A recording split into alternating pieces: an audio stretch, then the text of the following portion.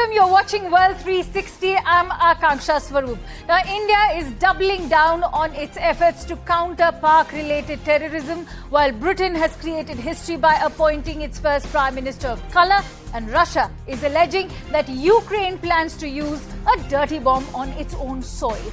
We'll delve deeper into these stories, but first up are the headlines.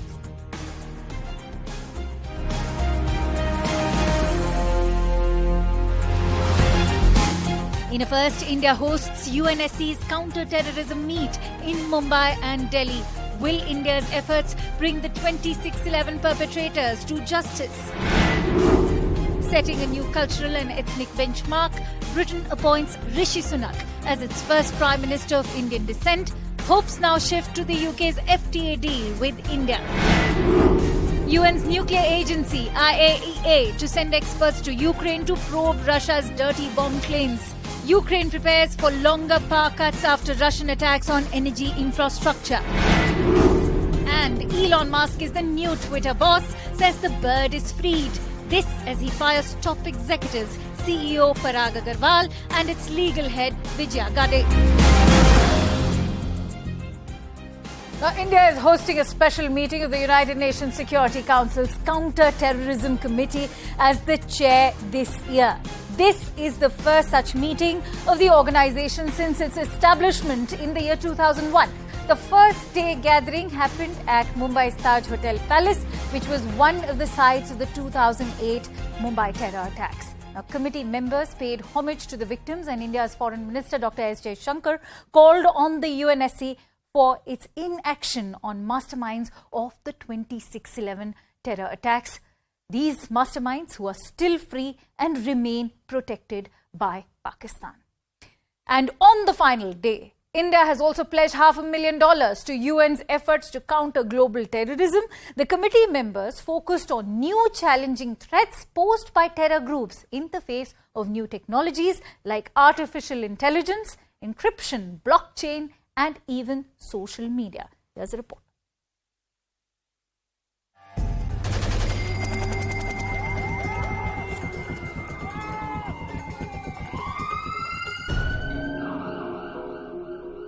It was the site of the 26/11 Mumbai terror attacks, and India's External Affairs Minister Dr. S Jaishankar shamed China. This for failing to punish the perpetrators of the Mumbai terror attacks, as the world hung its head in shame. Nationals of specific countries were identified before being murdered. As a result, the commitment of each and every member state of the United Nations to combat terrorism stood publicly challenged. We have endeavored to bring the masterminds and the perpetrators of this attack to justice. This task remains unfinished. Jaishankar took a jibe at China by highlighting the protection given to the perpetrators of the Mumbai terror attacks.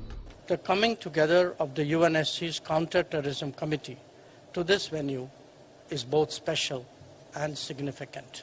Together, we should send out the message that the international community will never give up on holding terrorists accountable and delivering justice. 26/11 will never, ever be forgotten. Without naming Pakistan, Jaishankar mentioned FATF, which recently removed Pakistan from its grey list. India's Foreign Affairs Minister specified crucial points for the UN to counter terror financing. Given its record of placing holds on listings of LET and JEM terrorists at the UNSC, the presence of China's representative was significant. But it was not just Jaishankar. In a clear virtual message to China, US Secretary of State Antony Blinken also called for all parties to support the UN designation of terrorists. We have a responsibility to the victims and to people everywhere to bring justice to the perpetrators of the Mumbai attacks, including their masterminds. That's what the United States has been working to do, together with India and other partners, for the last 14 years. India's 2-year tenure as an elected member of the UNSC is set to end soon.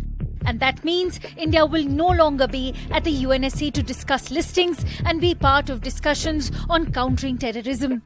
While Pakistan has been let off the FATF's grey list, India must double down on its efforts, only to gain global support for countering terrorism. Bureau Report, CNN News 18. And so our international affairs correspondent Abhishek Jha had a conversation with India's permanent representative to the UN, Ms. Ruchira Kamboj, who's also chairing the Counter-Terrorism Council. Let's have a look. What is the sense that you get while discussion are going on about the growing use of emerging technologies with the terrorist organization and terrorist outfits? Well, in a general sense, without a doubt, all the participants, and मैं कमरे से अभी निकली हूँ, the general sense is that this is an excellent conference, very timely, very opportune, and very right for India to host this event, because जब India Security Council में आया था, India had said very clearly that counter-terrorism would be one of our chief priorities.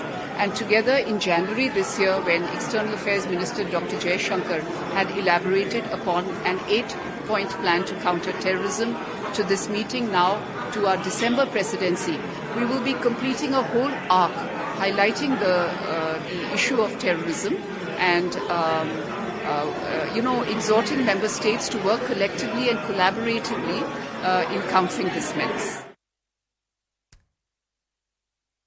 And so, will India be able to get justice for the victims of the 26/11 Mumbai terror attacks? What is the significance of this meet and what do we make of the timing? Let's try and get in a sense of perspective, and for that I'm joined in by former Indian diplomat Mr. Ashok Sajanhar, who's joining us live from the national capital. Many thanks to you, Mr. Sajanhar, for joining us on World 360. Now, India's 2-year tenure as non-permanent member of the UNSC is coming to an end in January of 2023. Pakistan at the same time has been let off from FATF's grey list, while China is consistently blocking India's joint listings of the terrorists.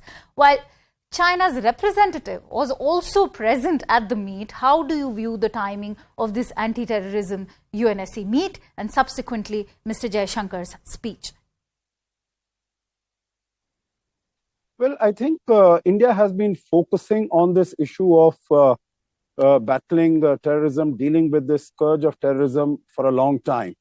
But over the last 7-8 years, I would say that since the time Prime Minister Modi has taken over as the Prime Minister of the country, I think we have been much more consistent, we have been much more focused, and we have been much stronger in terms of both calling out Pakistan as also exposing the duplicity and hypocrisy of China, because China has been, as you mentioned yourself, consistent in terms of blocking the identification of designation of several of the terrorists as global terrorists under the 1267 Committee of the UN Security Council.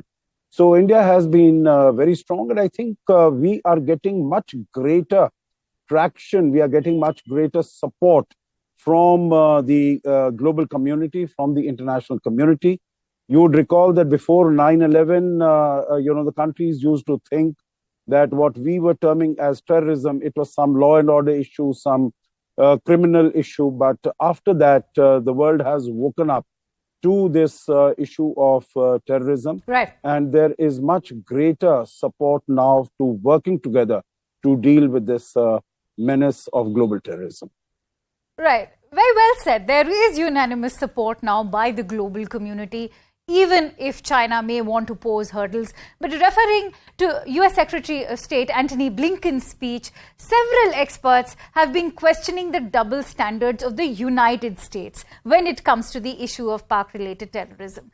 Taking these arguments into consideration, how do you view the current US stance on terrorism and Blinken's message at the meet? Yeah, you are right. I think this is the United States has been facing a dilemma. We have seen that, and as you mentioned, that Pakistan has been taken off the grey list of the FATF. And that would not have been possible without the support of the United States. But I think there are, meaning if I were to look at it from the perspective of the United States, they don't want Pakistan to fall completely into the embrace, into the arm of China, they want to have some leverage in Pakistan. As far as Pakistan is concerned, Akansha, I think we need to prepare ourselves as we have done. I think whether it is in the in the context of the surgical strikes post Uri in September 2016 or the Balakot strike in February of 2019, the world stood by India and thought that India was well justified in taking such action.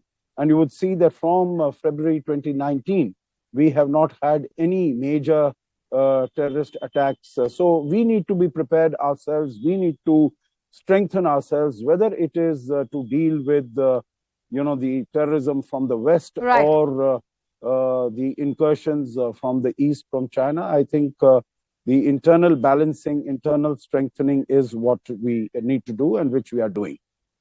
All right, we'll leave it at that. Many thanks to you, Mr. Sajjanar, for joining in on our show. Now, let's shift our attention over to the UK, which has been creating headlines over the past few months, rather. Now, as Rishi Sunak takes over as the first Indian origin Prime Minister of the UK, the question that's now arising is whether his government can settle the issues that had been delayed and that the India-UK free trade agreement in the first place, the kind of setbacks it had suffered. The FTA talks between the two nations were supposed to fructify by Diwali, but several issues came up. UK's Home Secretary Suella Braverman's remarks on Indian immigrants seem to have been the primary reason behind the deal getting delayed. And then Braverman resigned, followed by then Prime Minister Liz Truss. Now, as Rishi Sunak has taken over number 10, and the hopes are back again, as he has been vocally supportive of the FTA, and yet there remain some cloud of skepticism around Sunak's ability to deliver on this. The first reason being Sunak is yet to put out his views on immigrant visas. Foreign policy experts expect nuanced take compared to Braverman.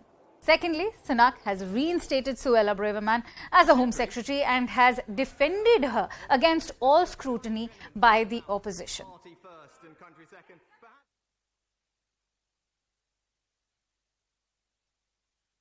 The Home Secretary has acknowledged the mistake. She's recognised she made a mistake. She's taken accountability for that, and that's the right thing. Now, as I said in Parliament earlier this week, she raised this topic with me when I discussed reappointing her as Home Secretary, and I'm confident that she's learned from her mistake. With the FTA, we do have a problem, and now possibly a solution after the two Prime Ministers spoke, and then again after the British Foreign Secretary's visit to India this weekend. Prime Minister Modi tweeted after the two Prime Ministers spoke that they agreed on taking the FTA forward. Prime Minister Sunak tweeted that they agreed on economic cooperation. He did not specifically mention the FTA, but perhaps too much cannot be read into that particular difference. But there is no doubt that an impasse has arisen, and that this impasse has arisen as a consequence of Prime Minister Sunak's policies. Those policies have been set out in a 10-point pledge made ahead of his taking over as Prime Minister. Clause 7 says that any trade agreement with any country must be conditional on that country agreeing to take back returns of undocumented migrants. The biggest trade deal on the table is with India. The largest number of such migrants is from India. India and Britain have been in talks with this, and that has not led to progress of the kind Britain wanted. India has taken the position that it has done all it could on the issue of undocumented migrants, and that this now awaits a response from the British side. While the issue of the FTA deal remains of significance for India and the UK, there's another aspect that cannot be segregated as far as Rishi Sunak is concerned, and that is the issue of race, and why the issue of race has been problematic as far as Britain is concerned. Let's try and get in a sense of perspective, and for that I'm joined in by the former Deputy Mayor of England's Bath, That's Professor Yukteswar Kumar, who's joining us live on our broadcast today. Many thanks to you, Professor, for joining in on my show. Now, as far as race being an issue for Rishi Sunak, I'll say Britain's moment of truth arrived when British radio was confronted with a racist caller who not only compared Sunak with Al-Qaeda, but also went on to say that Sunak doesn't love Britain as Boris Johnson does. Would it be fair to say that race has not been a factor for Rishi Sunak, as many in England, including the media, are claiming? There's no, again, saying of the fact that there are a couple of nefarious elements. There are a couple of people who will go and attack people like me, people of color. To be honest, I am fighting a case against racism in British Crown Court. Go back to your country. Brexit has happened. They said, don't make Bath a city like Leicester or Birmingham, where people like you and Chinese people, they have basically colonized. So I was myself abused by a lady on the cycle. I made a police complaint. I have not been able to find her again. Otherwise, I could have taken her to the court as well. So, of course, if anybody says that there are not racist people in the world, but again, I will say these kind of nefarious people, bad elements, they are there in almost every country and every society. All right. Many thanks to you, Professor Kumar, for sharing in your personal experiences with us as well.